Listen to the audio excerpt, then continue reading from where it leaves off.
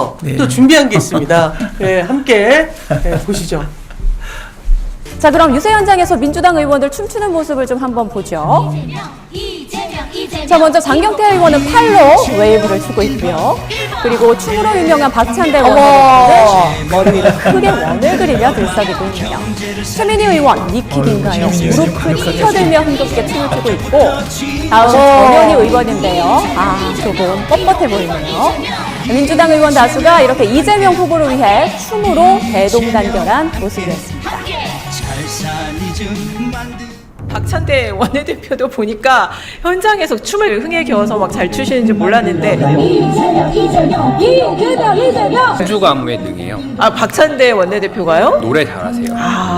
근데 춤도 잘 추시더라고요. 옛날 제가 그러니까 굉장히 열심히 저렇게 선거운동을 하더라고요. 박찬대 원내대표 민주당 내 포지션이 네. 귀여운 귀여운 담당이에요? 되게 동안이시잖아요. 65년생이세요. 이재명 후보랑 2살밖에 차이 안 나요. 네. 네. 선거만 기다리셨던 거 아닙니까? 질문이 있습니다, 대변인님. 정말 별명이 귀요미신가요? 저는 처음 저는 그냥 비주얼입니다, 별명이. 그것도 처음 들어봤는데.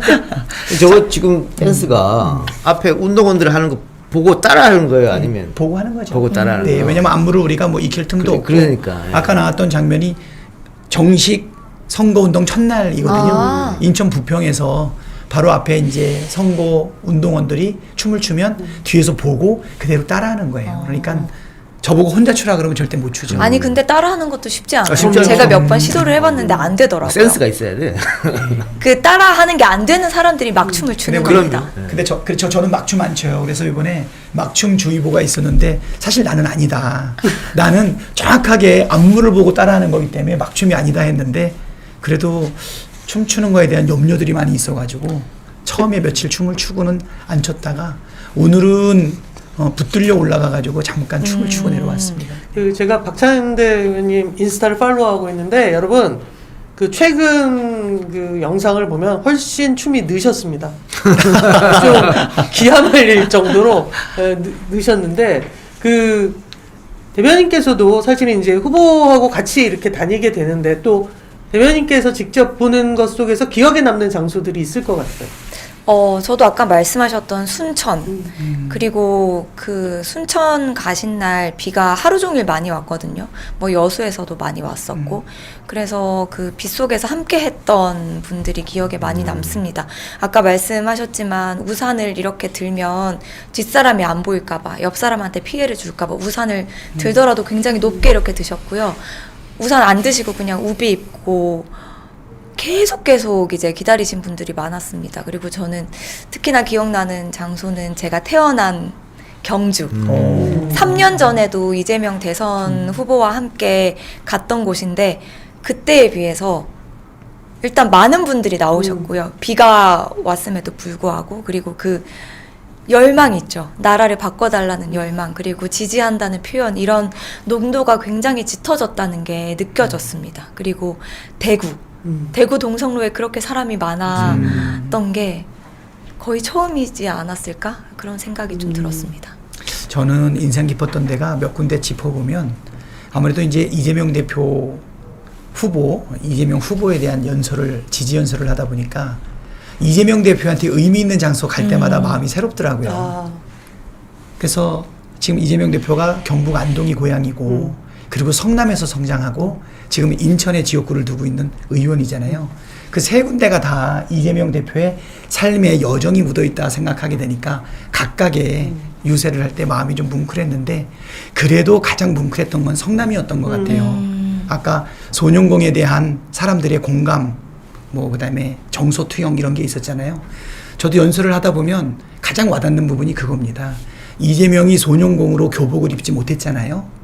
그래서 나중에 시장이 되고 난 다음에 무상 공급 교복을 그 다음에 시장에서 아버지가 주워온 과일을 먹고 자랐는데 나중에 어린이집 아이들한테 무상으로 또 과일을 공급하잖아요. 또 독서실을 다니던 또 이재명이 그 돈 몇 푼이 아쉬웠는데 청년 배당을 통해서 단돈 10만 원이라도 손에 쥐어주려고 하고 시간 아껴줬던 이런 것들이 사실은 성남을 배경으로 해서 이재명 대표가 결핍했던 것들, 부족했던 것들. 그런데 각자 도생으로 내몰려서 무한 경쟁이 있는 젊은이들이 거기서 버티기 어려운데 이재명은 그것을 극복했다는 데서 사람들한테 조금 귀감이 되는 것 같고 거기서 멈춘 게 아니라 오히려 그것을 예산과 정책으로 사람들한테 향유할 수 있게끔 뿌렸던 거.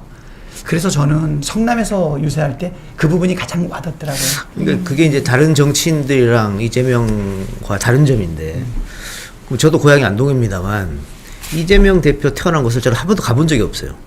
그렇게 산골이야. 네, 오지예요. 오지니까 같은 안동이어도 가본 적이 없을 정도 오지예요. 근데 그 오지에서 뭐 소위 말하는 하전민식으로 어렵게 살았잖아요.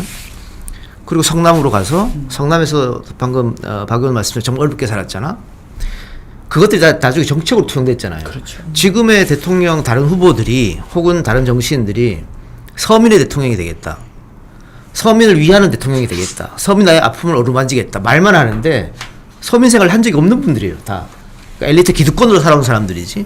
교과서, TV를 통해서 서민이 얼마나 어려운지 알잖아요. 그러니까 제대로 정책에 투영을 못하죠. 근데 이분은 그걸 스스로가 뼈저리게 느꼈단 말이에요. 그래서 이러면 이럴 때는 이런 거 필요하겠구나 아는 거니까 굳이 내가 서민 대통령이 되겠다 말 안 해도 서민 대통령이 될 수밖에 없는 그런 상황인 거죠.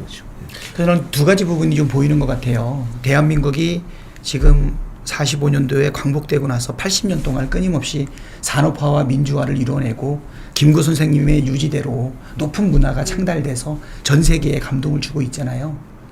이재명의 삶을 보게 되면 바로 그 우리나라가 그 일제강점기, 그다음에 6.25 동란, 가난함, 또 배우지 못함 이거를 다 극복하면서 근면 하나 가지고 여기까지 쭉 성장을 해왔는데 이재명의 삶을 통해서 그 부분이 좀 많이 투영이 되고 두 번째는 이제 지금 우리가 한 번 더 극복해야 될 게 뭐냐면 각자 도생, 그다음에 무한 경쟁, 메리토 시스템 내에서 대한민국 공동체가 더 지속 가능하겠냐라고 해서 사실은 진짜 대한민국을 만들기 위한 새로운 노력이 있게 되는데 그게 이재명의 정책을 통해서 또 삶에 투영되는 부분이 있다 보니까 소뇽공 이재명을 지금 정치인 이재명이 아까 앉는 AI 그 영상이 있었잖아요. 아마 국민들이 그 부분에 대해서 많이 투영하는 것 아닌가.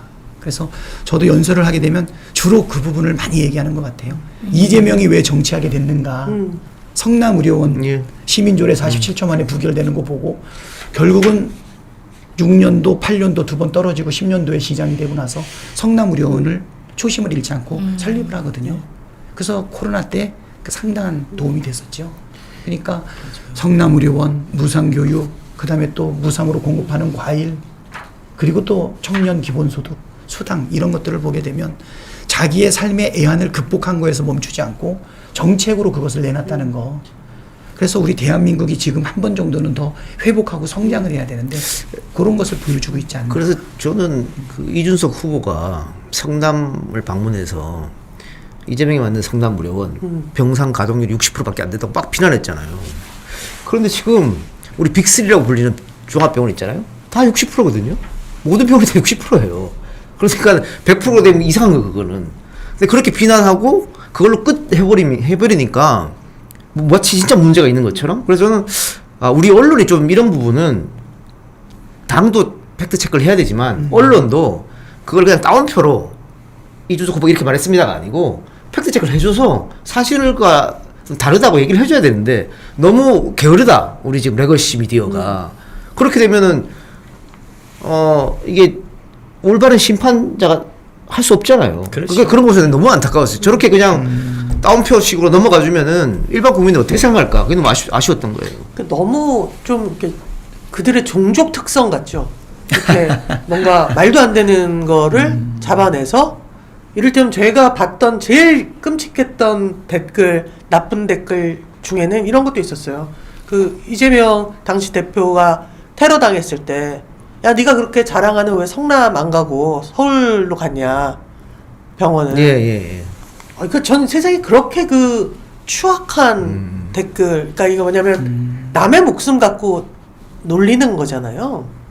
그러니까 그런 마음으로 이렇게 막 공격을 하고 이러는 사람들을 볼 때마다 되게 어떡하지? 막 이런 생각이 드는데 그 대변인께서 네, 다시 한번 후보께서 계속 페이스북으로 네, 그러니까 언론 네. 이야기를 하셨는데 네. 언론이 이런 대선 과정에서의 네거티브, 그러니까 서로 비방하는 것에만 좀 초점을 과하게 맞춘 면이 없지 않아 있습니다. 그런데 사실 말씀하셨던 것처럼 후보들의 공약을 검증하고 소개해주고 이랬으면 좋았을 거잖아요. 근데 사실 이재명 후보 같은 경우에는 페이스북으로 오늘 기준 48개 공약을 발표를 했습니다.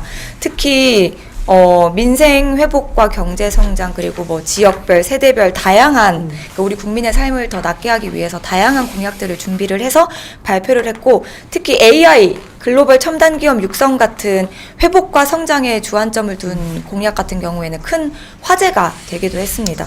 그리고 보통 공약 발표라고 하면 기자들 앞에서 이렇게 준비된 글을 읽고 하는 경우가 많았는데 이번에는 페이스북 그리고 여러 가지 쇼츠나 SNS를 많이 활용을 했거든요. 그건 이제 이재명 후보의 평소 가치관, 철학이 많이 반영돼 있습니다. 저는 이 기회에 한번 또 이야기를 해보고 싶은 게 이 스튜디오 자체도 지난 대선 때는 없었어요. 그러니까 저희가 지금 당사 지하에 스튜디오를 마련해서 방송을 하고 있는데 지난 대선 때는 그냥 여기 녹화용 그 촬영 장비들만 있었는데 그 이재명 후보께서 당대표를 2번 하시면서 이런 SNS 중요성을 이제 누구보다 잘 아시는 분이시니까 우리 민주당도 이 델리민주라는 좋은 플랫폼이 있으니 더 키워야 된다. 실시간 방송을 더 해볼 수 있게 좀 잘 만들어 보자라고 해서 준비가 됐던 거고 또 마침 이렇게 대선이 치러지게 돼서 우리가 함께 또 이렇게 공약 이야기도 하고 비전, 미래 이야기를 할 수 있는 거 아니겠습니까?